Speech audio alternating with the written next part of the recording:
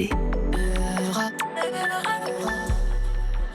Il est 8h45. Rire, c'est bon pour la santé. La Mutuelle Générale vous présente la revue de Presque. Julie va faire une cure de santé. Voici Nicolas Canteloup.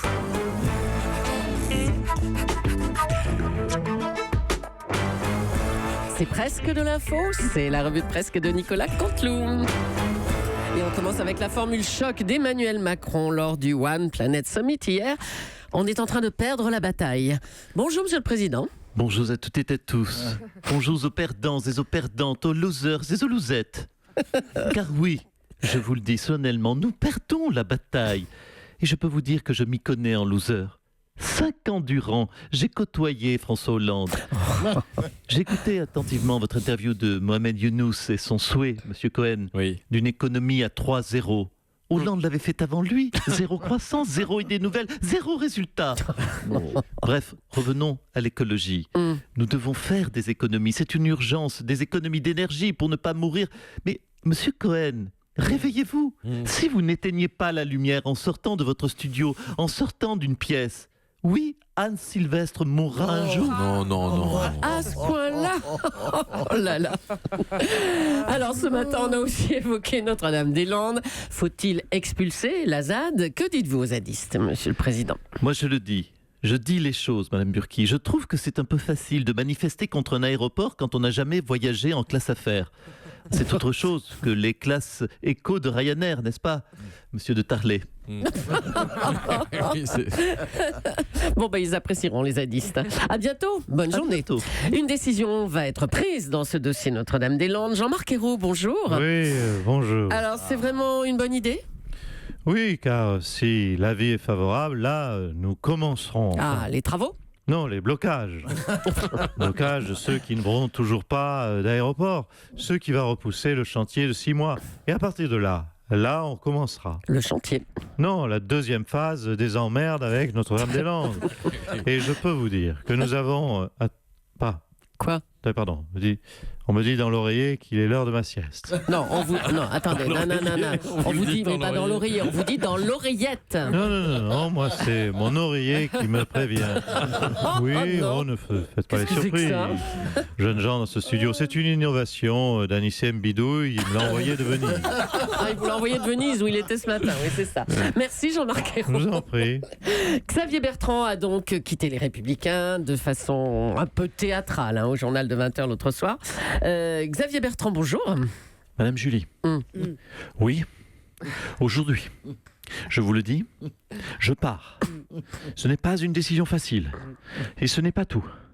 Car vous avez vu le tirage au sort du PSG en Ligue des Champions. Oui, ils vont affronter le Real Madrid. Eh bien, je vous le dis.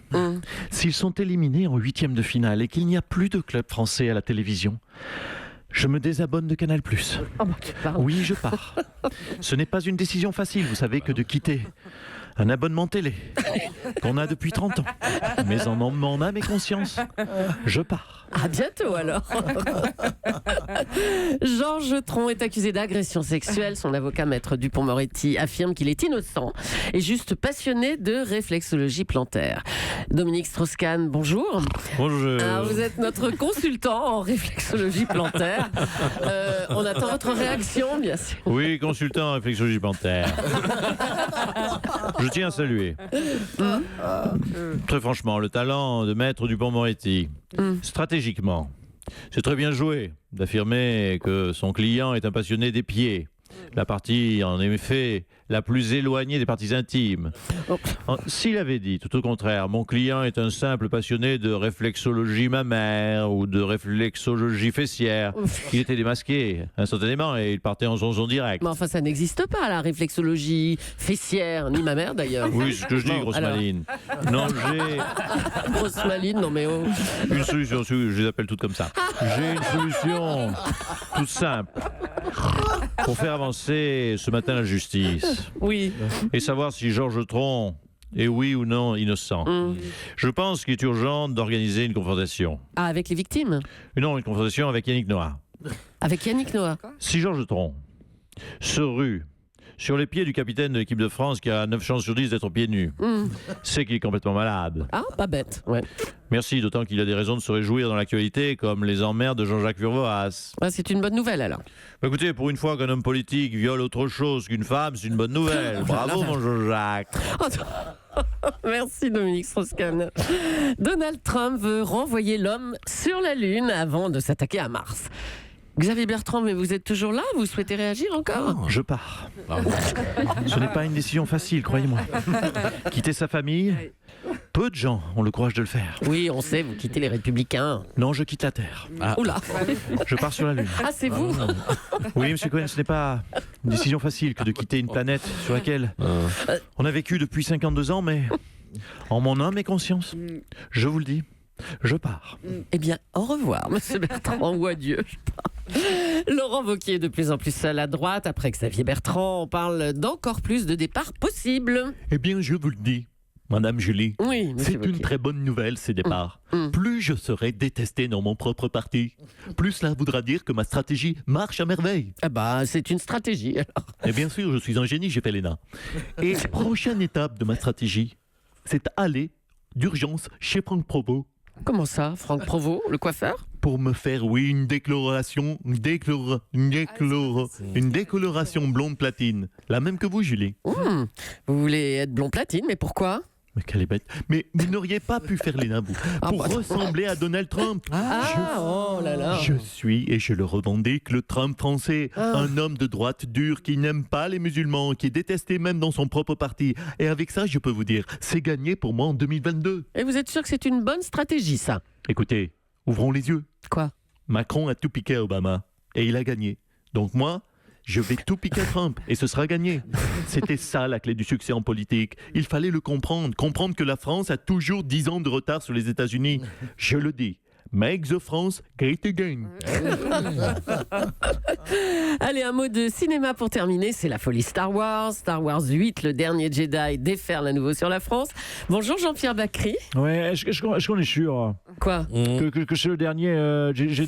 Parce qu'ils commencent à nous faire chier avec leur le dernier Jedi. Il y avait l'avant-dernier, le dernier, le retour du dernier qui est pas mort, leur trilogie où il y a 6 films, puis 9, puis la trilogie, Charrier l'a dit, la trilogie de 12 films, qui ressortent en 3D, après en 4D, en dessin animé, puis il va y avoir bientôt la version crayon à papier du retour du dernier Jedi. Mais c'est super. Des tas de Français vont aller le voir, ce film, parce qu'ils ont suivi la série.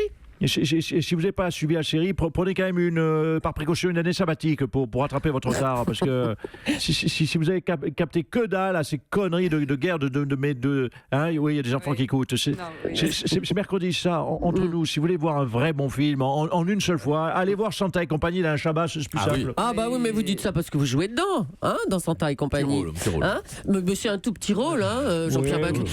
Elle dure combien de temps, votre scène? Une bonne grosse minute et demie. D'accord. On le remarque. Oui, foutez-vous de ma gueule, mais il y a plus de rire dans ma scène d'une minute et demie que dans 27 heures de Jedi de mes deux. Nicolas Canteloup pour sa revue de presse. À demain. Europe 1.